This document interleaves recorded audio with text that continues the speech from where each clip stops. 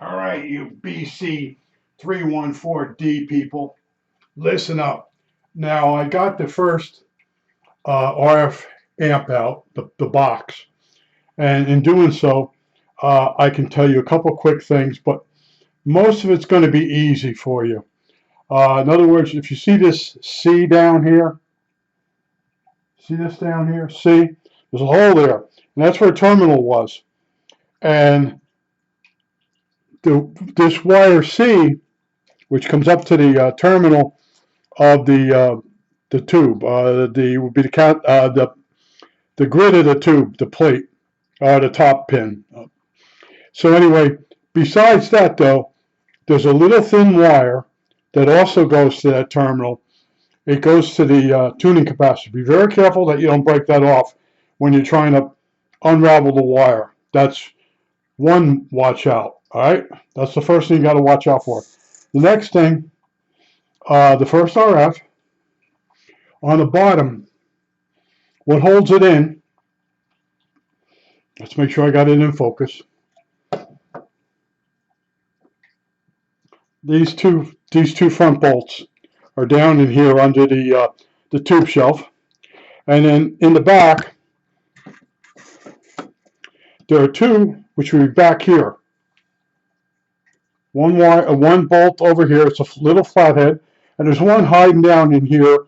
You're going to have a screwdriver that sort of looks like this, long and slim, to get them. The other thing that you might want to have is a pair of tweezers with grippers on the end. All right? That's after you loosen it up, you can retrieve it. That would be nice to have. Now, on the bottom, what holds the first RF module in is 4 bolts, 2 up in the front, you'll see them, 1 over here, 1 over there, hiding, and then also there's 2 terminals on the bottom. 2 terminals. I got this one marked T. I take that back, 3. I missed one. In other words, so what I did was I took the screws out, and then as I started doing the terminals, I realized it was starting to come really loose. So that's when I put one of the screws, this screw, back in to hold it until I undid the last terminal. Then I undid the screw, and she dropped right out. But that's about it now, as far as, this thing being a pain in the butt. You have to take these out and open the lid, and then I'll change the capacitor. I might show you inside. It's in the manual. I think I got you to the part now where the tricks are over with. The last trick is this little tiny wire that comes from underneath this tuning capacitor. Make sure you don't break that off. You'll go nuts, because that tunes, this tuning capacitor tunes the coil that's inside of here. And there's 5 coils in here, 1 for each band, but it's the RF, the front end. And each coil is for a different band. And then there's a box that goes with this tuning cap, basically the same as this one. And then the third one is would be the mixer. So, I'm going for it. Now I'm going to clear this off the bench, and I'm going to open this up. I know there's a bad capacitor in here. It's a 0.1. It goes from ground to AVC, automatic volume control. When you switch the radio from automatic volume control to manual volume control, you should hear some kind of increase going from automatic volume control to manual. And that's when you want to do sideband. Well, anyway, you should see it change, and I didn't see any change, so I knew that cap is leaky, and it's turning that section on fully all the time. All right, after a while, when you work with radios, you get an idea what's wrong. But this radio, you got to remember, it's sat for 80 years, and you saw that last video, that shaft that was had white rust on it, and it's like a mold, and I think that shaft is like not tin plated, zinc plated, and zinc, when it rusts white. All right, so if you have zinc toys, Lionel trains, the trucks on them turn white that's because The part is either zinc or zinc plated, or maybe some other uh, crappy steel. Let's put it that way. But I've taken you all the way through this radio and the hard parts. I've opened the IF cans. Uh, I haven't done the RF, but once you got it out, all that's in the manual. A lot of this stuff, they assume you know it. And if you never did it before, which I haven't, I have the BC348s, never saw the reason to go into the front ends, into the front cans on those units.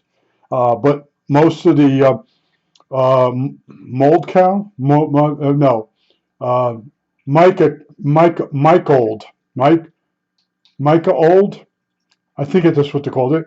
When you ever see those capacitors, they're going to be bad after 50 years. And 80, they're all bad. So no, they use this .01s, I believe, all through it. They're all bad.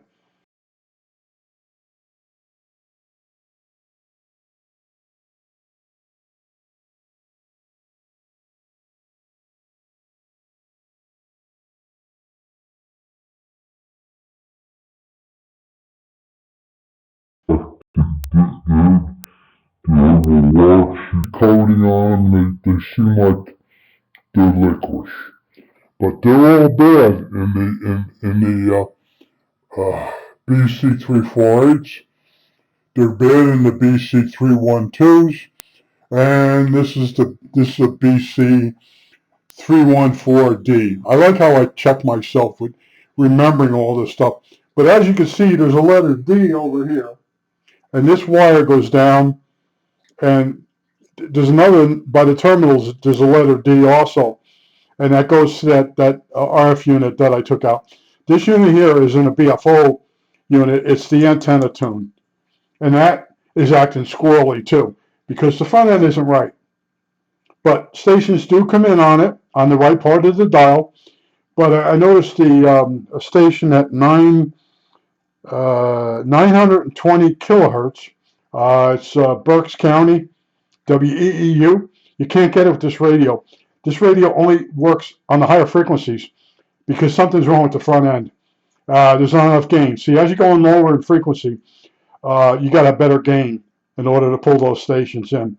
But I think this isn't finally it, but this is as far as I need to tell you how to do stuff. After that, it'll be just some videos showing you what I found. But if you look in here, you see this gear. I believe this is a split gear, and it's got the spring in it. I showed you these before, and I have not been able to find any information on these gears in this radio. So in other words, if you get one with bad gears, you're screwed. You have to buy a second radio, and then to move the parts over, it'll take days. This thing was built on an assembly line for the war effort, and that's all the people did every day. And they do so many steps every day on the radio until it's done. Now, I don't know if this tuning cap has been replaced. Looks really new, don't it? Am I pointing to the right thing? Anyway, I think that's it. All right, that's it.